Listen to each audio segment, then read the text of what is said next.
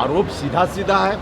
अब उस आरोप में तो सीधे तौर पे कहिए तो नीतीश जी में थोड़ी नैतिकता होती तो तेजस्वी यादव से आज इस्तीफा मांग लेना चाहिए था।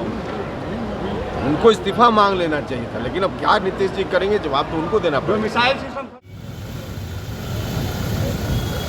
आप देखना शुरू कर चुके हैं फर्स्ट लुक बिहार में, आपके साथ विवेक और मुजफ्फरपुर पहुंचे राष्ट्रीय लोक जनता दल के राष्ट्रीय अध्यक्ष उपेंद्र कुशवाहा। मीडिया से बातचीत के दौरान बिहार के मुख्यमंत्री नीतीश कुमार पर जमकर निशाना साधा। उन्होंने कहा कि नीतीश कुमार में थोड़ी सी भी नैतिकता बची है तो वह तेजस्वी यादव से इस्तीफा ले ले। वहीं जदयू पार्टी को लेकर भी उन्होंने बड़ा बयान दिया। उन्होंने कहा कि जदयू पार्टी धीरे धीरे विलय हो जाएगी। जिस तरीके से उनका काम चल रहा है उस तरीके से जदयू पार्टी धीरे धीरे विलय हो जाएगी। उन्होंने कई सारी बातों को कहा। वहीं उन्होंने कहा कि जिस तरीके से नीतीश कुमार पीएम मटेरियल थे वो अपने पैर पर कुल्हाड़ी खुद मारे हैं। उन्होंने कई सारी बातों को कहा है। आइए पहले सुनिए उन्होंने क्या कुछ कहा है। शामिल हुए। अरे इतना तो कह दिया, अब क्या कहेंगे यार, इतना तो कहे, अब क्या कहेंगे उसमें।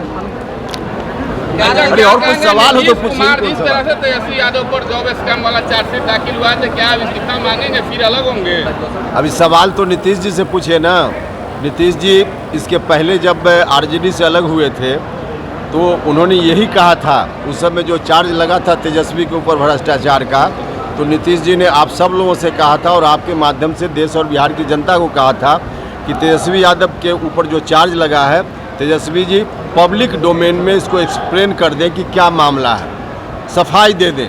तो उस वक्त जब सफाई नहीं दी तेजस्वी ने तो गठबंधन इन्होंने तोड़ लिया। आज तो बिल्कुल उसी तरह की सेम परिस्थिति है।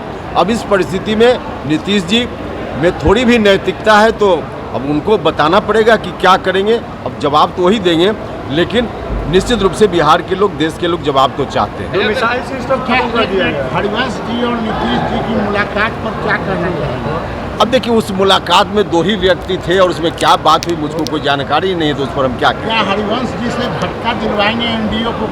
अब मुझको नहीं मालूम कि दोनों लोग मिले हैं, दोनों के बीच क्या बातचीत हुई, इसकी कोई भनक, कोई जानकारी मुझको नहीं। जो मुहिम चला रहे हैं तो क्या लगता है आपको? शुरुआत में बोले थे कि पीएम मटेरियल है, तो क्या अभी भी बचे हुए हैं? नहीं, अभी तो हमने कहा कि एक समय था जब नीतीश जी ईमानदारी से चाहते तो पीएम मटेरियल थे, लेकिन उस अवसर को नीतीश जी ने स्वयं समाप्त कर दिया है, खो दिया है। अपने पैर पे उन्होंने खुद ही कुल्हाड़ी मार ली। राष्ट्रीय जनता दल के साथ जाकर जब उनकी पार्टी का ही अस्तित्व समाप्त हो गया, तब आज की परिस्थिति में जब अपना ही घर खत्म हो गया उनका, तो कहाँ देश के लोग उनको स्वीकार करने वाले हैं। जहाँ तक विपक्ष की एकता का सवाल है तो विपक्ष की एकता नहीं होने वाली है।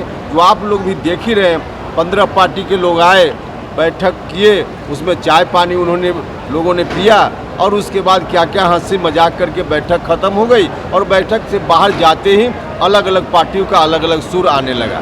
तो इस परिस्थिति में कुछ नहीं होने वाला। बिहार पर क्या? देखिए महाराष्ट्र का असर तो निश्चित रूप से होगा, लेकिन उस रूप में नहीं होगा। यहाँ जो सत्ताधारी दल है, खासकर के जनता दल यूनाइटेड, धीरे धीरे समाप्त होते जाएगा, ढहते जाएगा। वहाँ से भी लोग अलग हो ही रहे, अलग होते चले जाएंगे।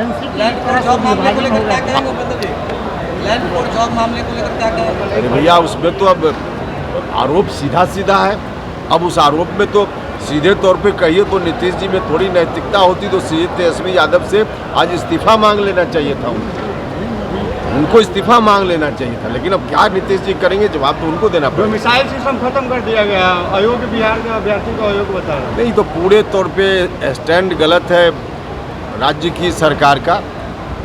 ऐसे विषयों पर शिक्षक के प्रतिनिधियों के साथ जो आंदोलित लोग हैं, नौजवान लोग, उनके साथ भी बात करनी चाहिए।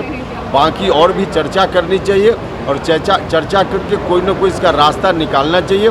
सीधे तौर पे जो कह दिया कि देश भर के लोग आएंगे, इससे बिहार के बच्चों का अहित तो होना ही है। इसके अहित को कैसे रोका जा सके और साथ ही साथ संविधान के प्रावधानों का भी कैसे पालन हो, यह रास्ता तो सरकार को निकालना चाहिए। और मुझको लगता है कि सरकार यदि ईमानदारी से चाहे तो रास्ता निकल सकता है। तो आपने सुना कि उपेंद्र कुशवाहा ने क्या कुछ कहा। उन्होंने साफ साफ कहा कि जिस तरीके से पूर्व में भी नीतीश कुमार महागठबंधन छोड़ के आए थे, जिसमें तेजस्वी यादव को कहा गया था कि उन पर जो चार्जशीट किया गया है उन्हें पब्लिकली लोगों को बताया, जिस कारण वह छोड़ के आए थे।